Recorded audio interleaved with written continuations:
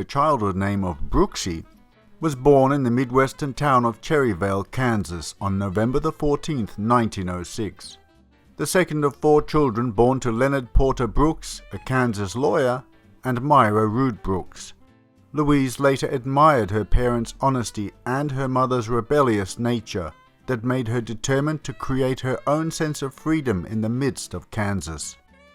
Her father, whom she remembered as hard-working and quiet, had dreamed of becoming a federal district judge, but was unwilling to play the political games necessary to achieve that, and so settled for an appointment as Assistant Attorney General for the state of Kansas.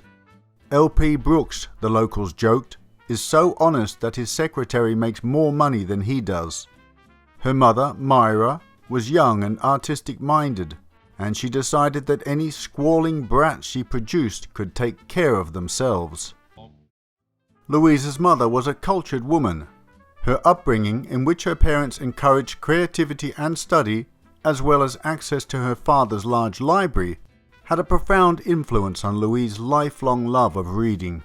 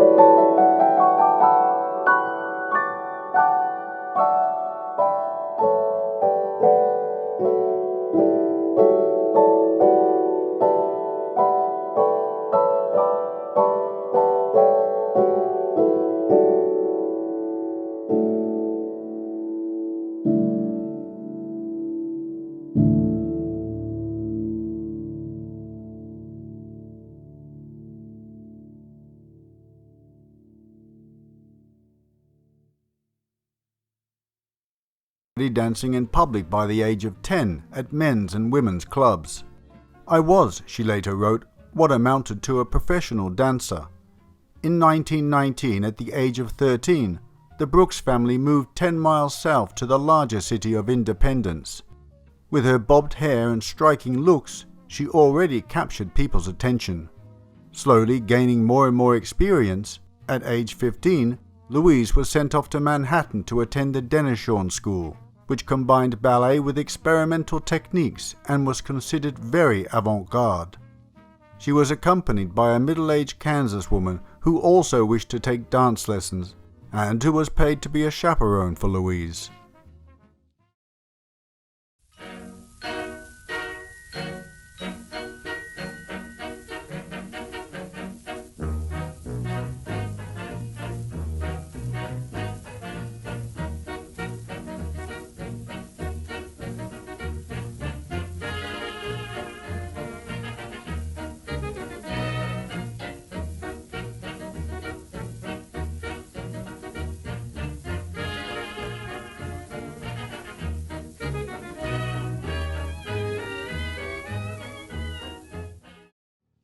talented performer, Louise was soon landing important roles, but her abrasive manner rubbed her superiors up the wrong way. 2 years later, Ruth St. Dennis, one of the company's premier stars, fired the 17-year-old Louise in front of all the other dancers, telling her, "I am dismissing you from the company because you want life handed to you on a silver salver." The words left a bitter and lasting impression. Many years later, when she was drafting an autobiographical novel, Louise gave the book's final chapter the title, The Silver Salver.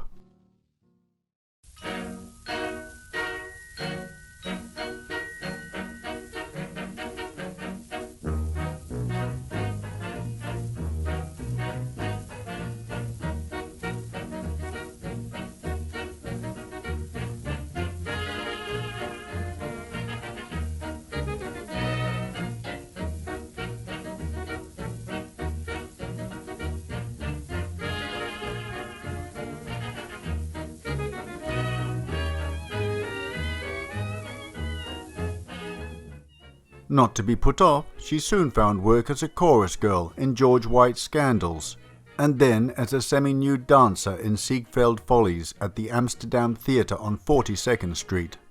She continued to work hard to perfect her skills, and was gifted with an intuitive understanding of dance and rhythm that made her stand out from the rest. Along with her beauty and talent, she had a fiercely independent streak, and refused to accept the restrictive role that women had in American society, and so pretty much went her own way, which caused her many problems throughout her life.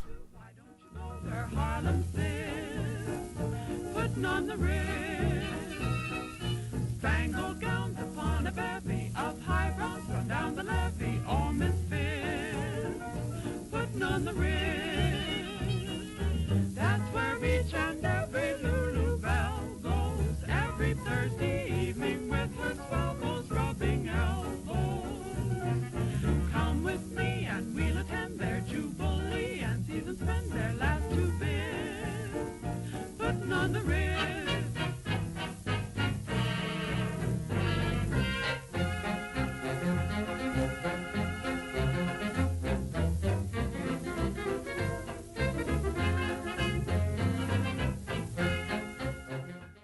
It wasn't only her temper tantrums that were problematic.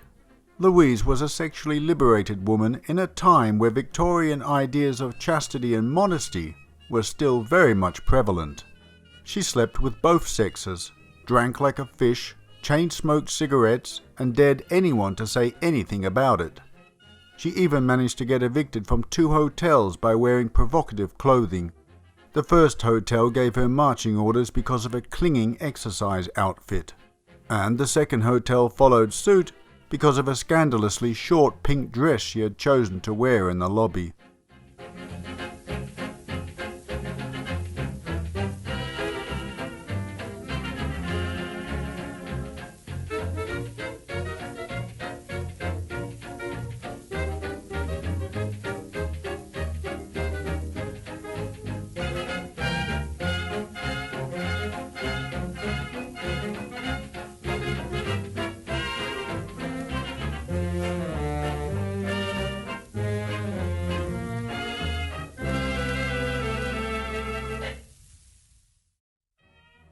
To lose her Kansas accent and acquire a more Eastern manner of speaking, Louise decided to take some lessons from the people who were experts in such matters, the people at the bottom whose services were supported by the enchantment at the top of New York. She listened carefully to a soda jerk in a local drugstore, who, she reported, was very good at teaching her to pronounce water as if it rhymed with daughter. Now it was only a matter of dressing for success, so she consulted one of the most expensive clothing salons in the city, one that catered to women in show business. There she was fitted with a dress that accentuated her figure. Said Louise, "It was cut almost to my navel, had no upper back, and left me a nearly naked sight to behold."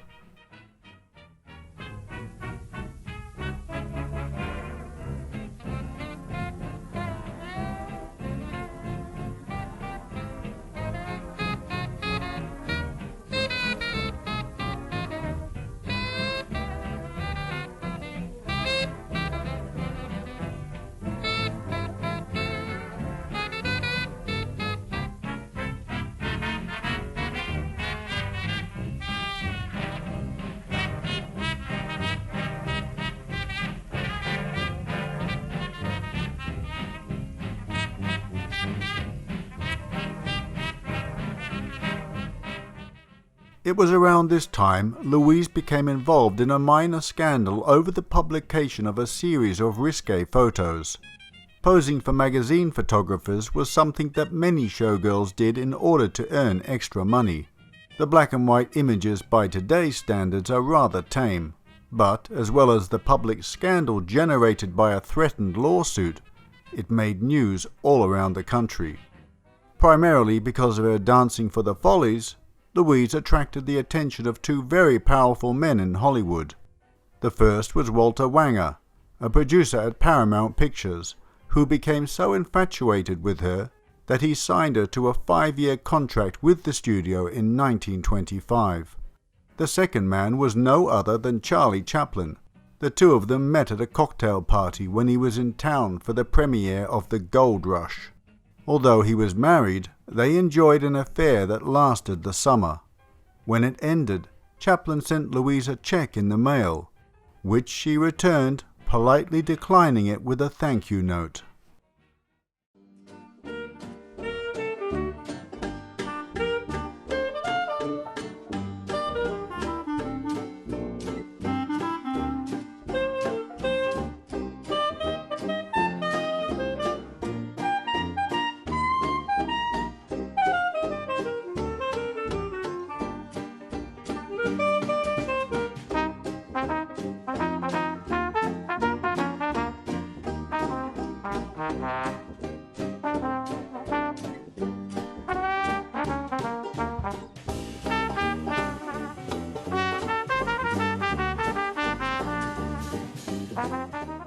Louise had several supporting roles in lightweight potboilers before landing her breakthrough role as the heroine in Beggars of Life.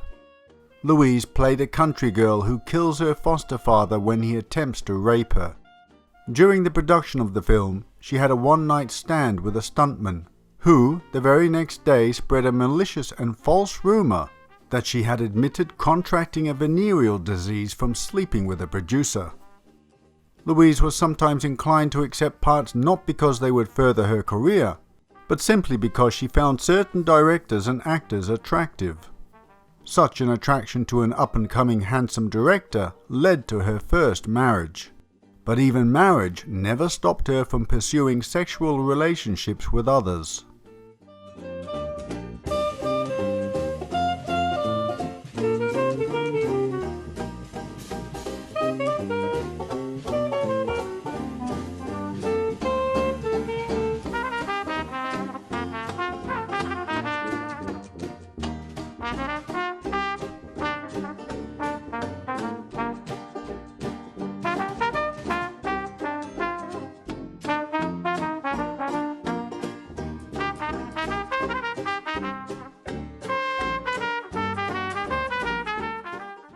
Louise's sexual orientation has often been up for debate. She actually enjoyed the speculation and gossip, and admitted openly to intimate relationships with other women, including a one-night stand with Greta Garbo. She later described Garbo as masculine, but a charming and tender lover. In her own words, she put the record straight. "When I am dead, I believe that film writers will fasten on the story that I am a lesbian. I have done lots to make it believable. All my women friends have been lesbians. But that is one point upon which I agree positively with Christopher Isherwood. There is no such thing as bisexuality. Ordinary people, although they may accommodate themselves for reason of whoring or marriage, are one-sexed. Out of curiosity, I had 2 affairs with girls. They did nothing for me."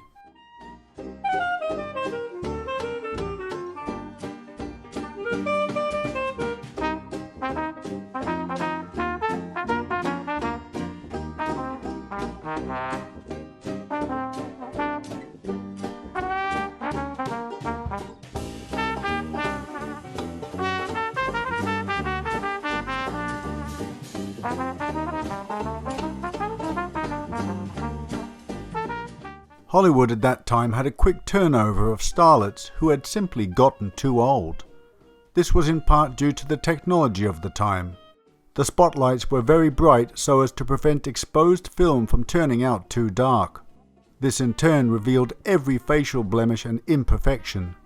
Once an actress turned 25, She was just about past her use-by date, and there was no plastic surgery or Botox back then to delay the inevitable.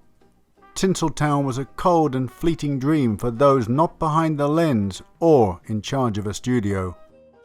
Louise was well aware of the inherent sexism of the studio system. Female actors, having clambered to a degree of stardom, were quickly sidelined in favour of more malleable starlets. Hollywood producers were left with their babes and a backwash of old men stars, watching the lights go out in one picture house after another across the country, she wrote.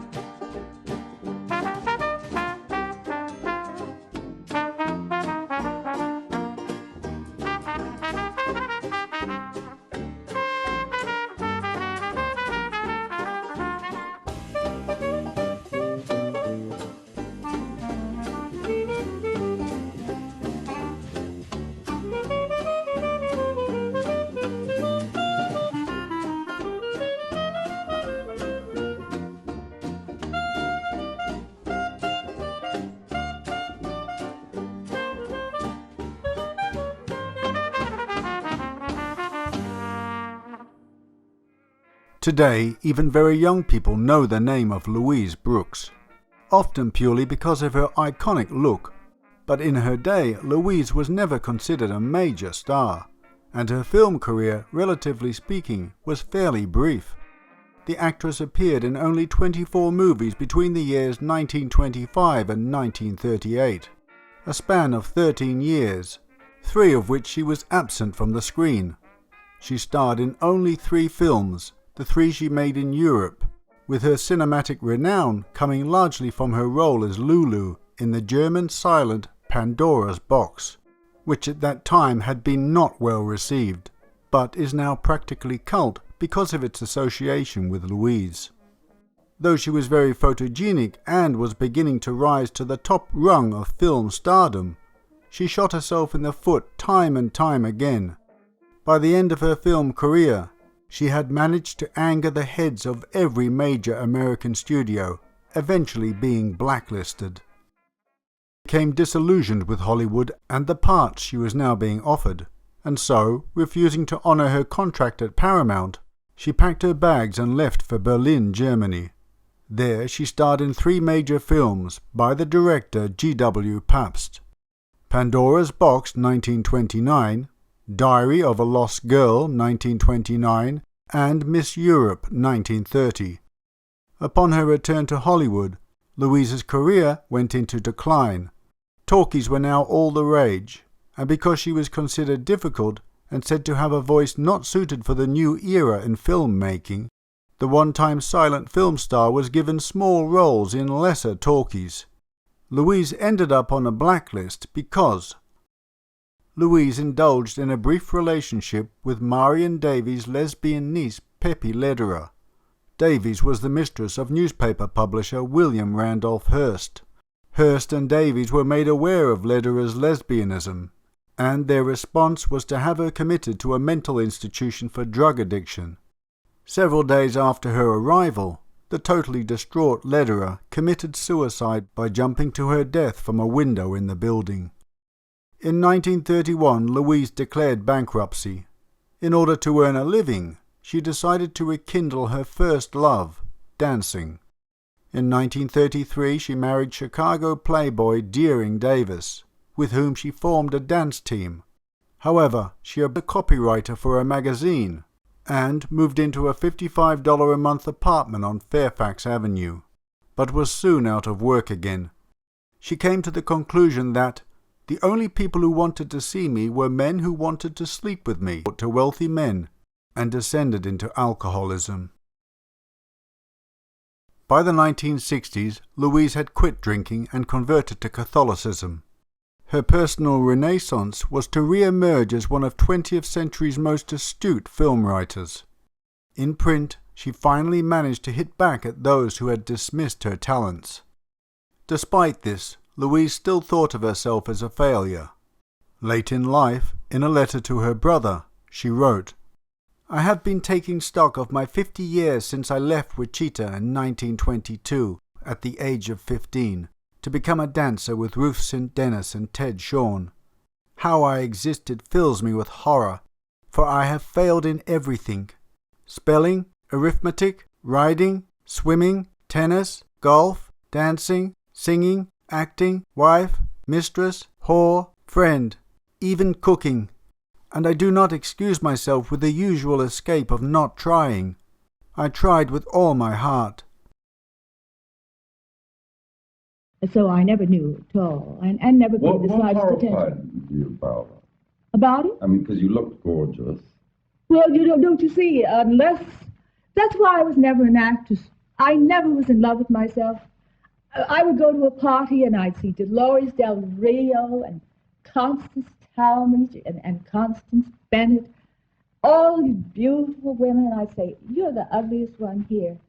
You're black and furry, you've got freckles, your dress is not as attractive. And in the end, unless you can't be a great actress, unless you think you're beautiful, and it's of the essence.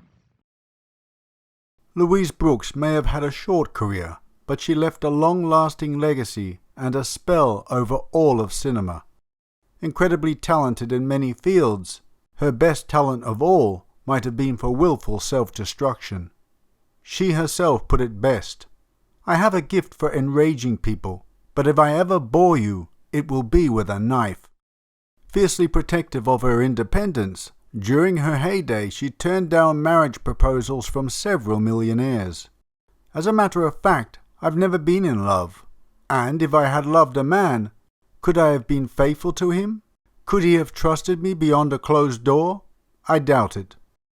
On August the 8th, 1985, she died of a heart attack, after suffering from arthritis and emphysema for decades.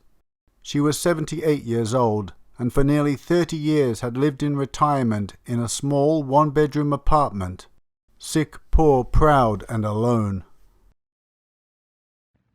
And I remember... I'm wondering what sense you mean a great actress, because I mean a great actress? But you're a contradiction of this. No, I'm not. To be a great actress, you must know what you're doing. When I write my little piece, I know exactly what I'm doing. Yeah.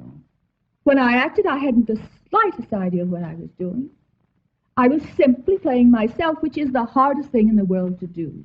Mm-hmm. You can give most actors any part in the world and they can play it. But they say, be yourself, they get terribly self-conscious. But since I never learned to act, I never had any trouble playing myself. Towards the end, asked by an interviewer if she was unhappy, she replied, "What my friends were searching for, fame, money and power, were not the things that made me happy. I only began to find a little happiness when I moved to Rochester." Well, my friends, I hope you enjoyed the presentation. It is one that I have been meaning to do for quite some time. I've always been a fan of Louise Brooks, so I could finally create this video and pay my little tribute to her. By the way, when I found this photo that you're now looking at on the screen, it doesn't mention anywhere there that Louise is part of the group, but I believe that is her. What do you think? Not only has she got the signature haircut, the bob, but the shoulders, if you look at other photographs, she has the same sloping shoulders. I'm pretty sure that's her. And there's another photo, let me find it. Yes, this one here. I believe that is also Louise Brooks. The same type of shoulders, the small bust, I'm pretty sure, and of course the signature haircut. It must be her. What do you think, my dear friends? And for those of you who did not watch the giveaway presentation on Patreon, you will have missed what is being offered as the giveaway prize. It is a signed Louise Brooks photographic print, so check that out. Here it is now. What do you think about this? So this is currently being offered as the prize on Patreon now as the giveaway prize, themed with this presentation. Had this for a few years now. Don't want to part with it, but I would like to give it away for the sake of this video. I wanted to make it really special, so I shall kiss it goodbye and say a sad farewell. But one lucky person will win this, and I hope you cherish it as much as I have. So if this video has just been released on Patreon and you're watching it now, then the competition is still running for at least another week, possibly 2. So get your entries in, check out the post on the giveaway to see what you have to do to win this prize, my dear friends. Well, I think I'm not going to blather on too much. I may have an addendum. At the moment, I can't think of anything else. What's coming next? Well, I'm not entirely sure, but I think it's going to be creepy or paranormal. Yeah, creepy or paranormal. And then after that, following, I may be doing, like a 1960s vintage crime.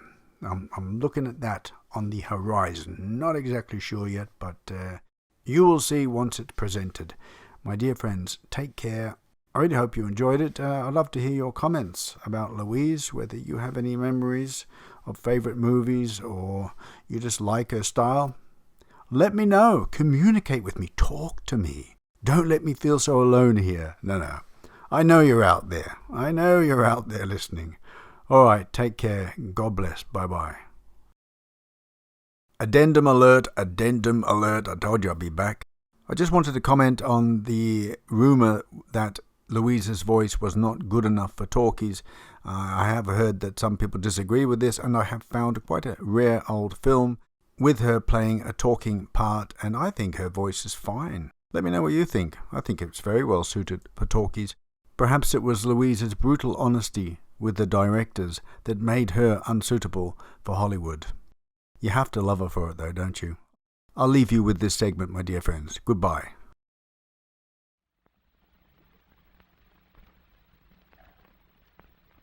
Toto. Florine. Hello, Florine. Hello, Dolly. I'm sorry about the medicine, but you see, it's the doctor's orders. I know. I was so shocked to hear about it. Oh, shh. Loud. I was so shocked to hear about it. I've come to nurse you. Look, I'm all prepared. That's very nice of you, but you see, August will look after me. I know, but August could never do the intimate little things for you that I will do. I'll say he wouldn't. Oh, darling. Don't do that, please. But you must get back to bed. But I don't want to go back to bed. I just got out of bed. Darling, take off this All right. thing.